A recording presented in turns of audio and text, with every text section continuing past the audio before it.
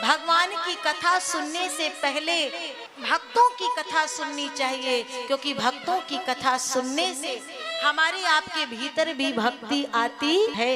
सुनिए, लखनदास सुबह से उठता है, नित्य किया करता है और पूरे दिन भर में उसके दो काम रहते हैं, एक सदगुरु की सेवा और दूसरे ठाकुर की सेवा।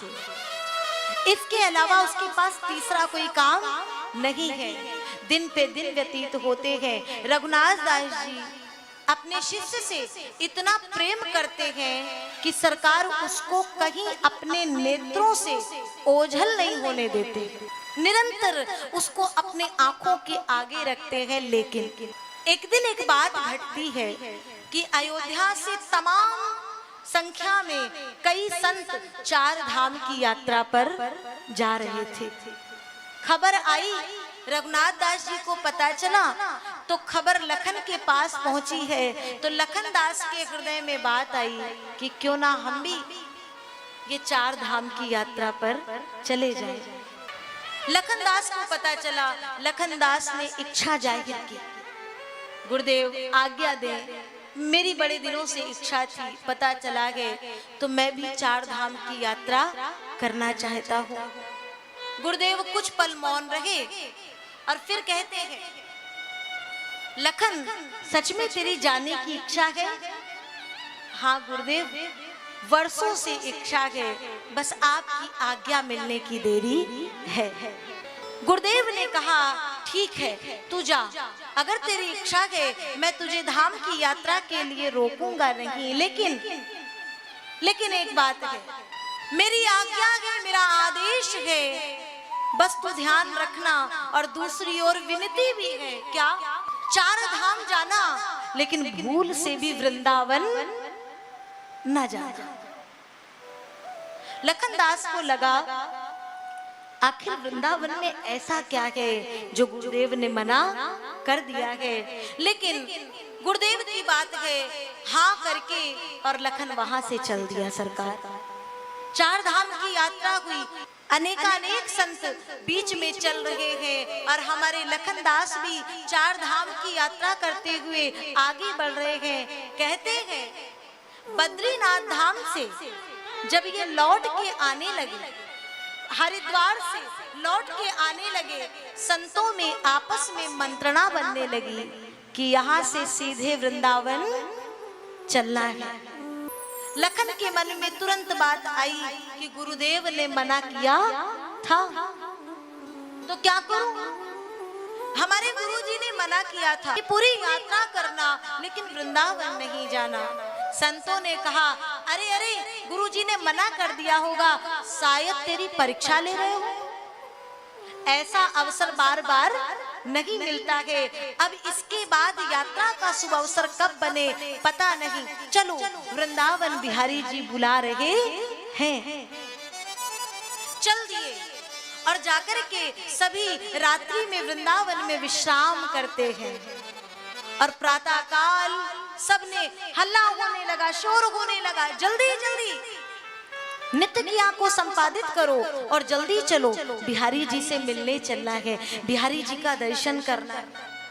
लखनदास अभी तक बिल्कुल भी साधारण स्थिति में था, लेकिन जब वृंदावन की बिहारी जी के दर्शन की ओर बढ़ा है और बिहारी जी के मंदिर प्रांगण में पहुंचा है, राधे कृष्ण की गूंज हो रही है और इसकी एक दृष्टि बिहारी जी के मुखमंडल पर जाती है। सरकार तो अपलक नेत्रों से टकटकी लगा करके वो लखनदास बिहारी जी का दर्शन करने लगा। और सोचो जरा, दर्शन करता है और पलकें झपकने नहीं दे रहा है, लेकिन जैसे ही बिहारी जी का पर्दा डलता तो तुरंत वो अपनी पलकों को झपका लेता है और जो दर्शन उसने अभी खुले नेत्रों से किया है ना, जैसे ही पलकें झपकाता है तो वही बिहारी जी उसको अंदर भी दर्शन दे रहे हैं। अद्भुत दृश्य है। फिर नेत्र खोले, फिर दर्शन कर रहा है, नेत्रों से झरझर आंसुओं की धार, पर्दा डल गया है और कहते हैं आरती हो गई है, पट बंद होने लगे हैं। बिहारी जी के प्रांगण से भक्त अपने अपने गंतव्य की ओर चले गए हैं। संतों ने देखा, वे भी चले गए। लखनदास को कहीं कुछ होश नहीं है, कहीं कुछ खबर नहीं है। लोगों ने अचानक से लखन को हिलाया, देह को हिलाई तो मानो समाधि छूटी हो। और तब एक संत आए हैं, उन्होंने कहा भैया किसको देख रहे हो, अब तो मंदिर के पट बंद हो चुके, चलो।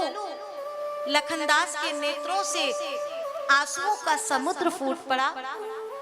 लखनदास ने कहा मैं कहाँ चलूं, इनको देखने के बाद तो मैं सब भूल गया हूँ, मेरे संग के संत भी जा चुके हैं, अब मैं लौट के कहाँ जाऊं। तो वो संत जो मिले हैं ना, वो कहते तुम मेरे साथ चलो, मैं तुमको अपनी कुटिया में ले चलता। देखो कैसी घटना घटती है। वो संत ले गए हैं और वहां ले जाकर के इसको सुंदर सी प्रसादी पवाने लगे। प्रसाद में क्या दिया, दाल और भात।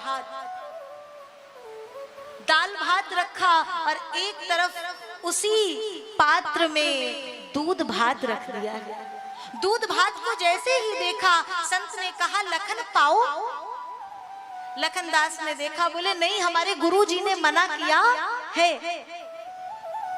क्या मना किया है कि लड्डू, पूड़ी, मेवा, मिष्ठान, ये खीर इत्यादि को पाना नहीं, नहीं तो स्वाद मिलने लगेगा तो मन भ्रमित होने लगेगा। गुरुदेव की आज्ञा है। संत ने बड़ा प्रयास किया, बोले ये कोई खीर थोड़ी है, ये तो दूध भात है, पालो। लाख प्रयास किया, नहीं पाया।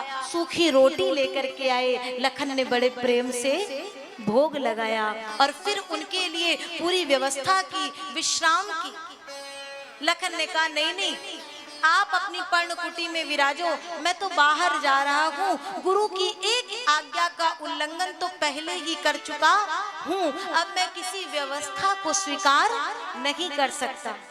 बाहर निकले और ब्रज की रेत में वहीं लेट गए। ठंड का समय था।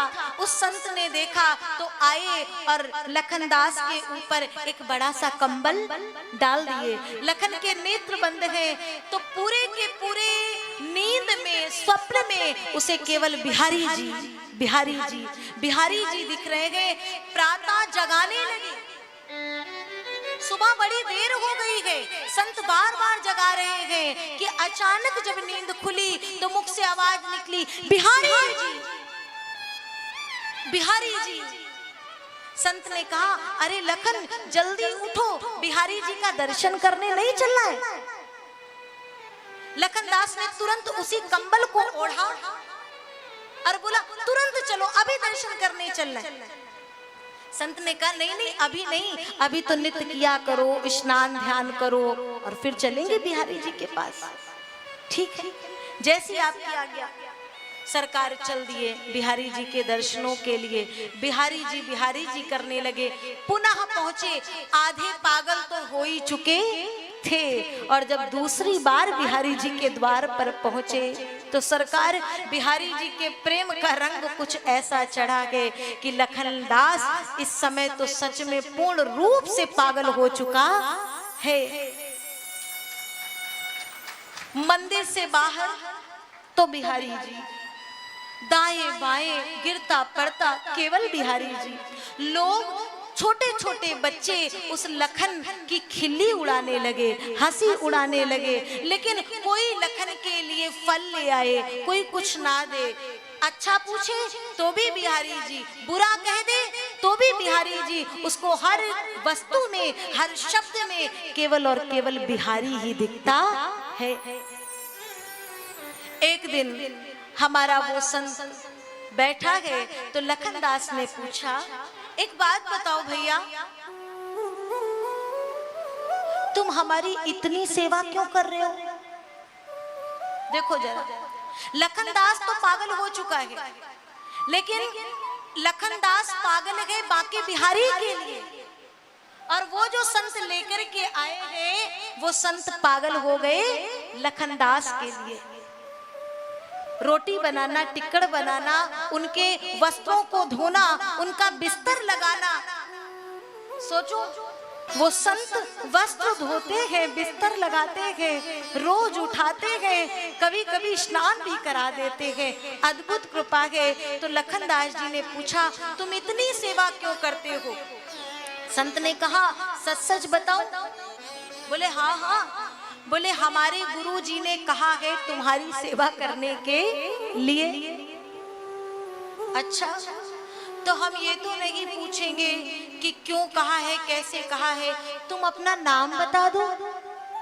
तो वो संत ने नाम बताया, गरीबदास। नाम बताया गरीबदास। फिर बोलते हैं भोजन लेकर के आए।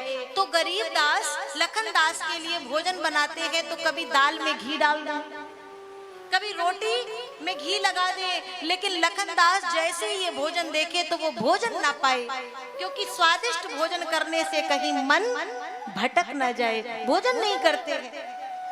सूखी रोटी ला करके जब रखते हैं तो बड़े प्रेम से व्यंजन समझ करके भोग लगाते हैं लखनदास। बोले सुनो, मैं तो ये सब नहीं पाता, तुम मेरे लिए इतनी व्यवस्था कर रहे हो। तुम तो खीर पूड़ी खाते होगे? हाँ खाता हूँ। लड्डू मेवा भी खाते होगे? खाता हूँ। मालपुआ इत्यादि सब खाता हूँ। अच्छा, किसकी आज्ञा से?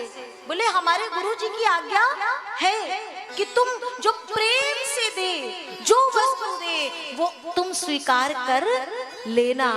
अच्छा, तो तुम्हें सबका अलग अलग स्वाद आता होगा। तो गरीबदास ने कहा, मैं किसी का स्वाद देखता ही नहीं हूँ, मैं तो प्रेम का स्वाद पाता हूँ और बस प्रेम से पा लेता हूँ, मुझे कहीं कुछ भेद नहीं होता है। लखनदास रोते हुए कहता है, देखो ना, मेरी जिह्वा पर अभी भी स्वाद और बेस्वाद का भेद है। मैं कितना पापी हूँ, कितना नीच हूँ, इसीलिए गुरुजी ने मुझे मना किया था। गरीबदास देखते हैं लखन रोने लगे, उठाकर के अंक में भरे और कहते चलो बिहारी जी का दर्शन करने चलते हैं। लेकिन ये क्या, आज जब बिहारी जी का दर्शन करने गए तो यहाँ गरीबदास बिहारी जी का दर्शन कराते समय ही कहीं गायब हो गए हैं और लखनदास पीछे पलट करके बाहर आने लगे। तो आज लखनदास को गुरु, लखनदास के गुरुजी जो अयोध्या में छोड़ के आए थे, वो गुरु वृंदावन में बिहारी जी के द्वार पर खड़े मिले।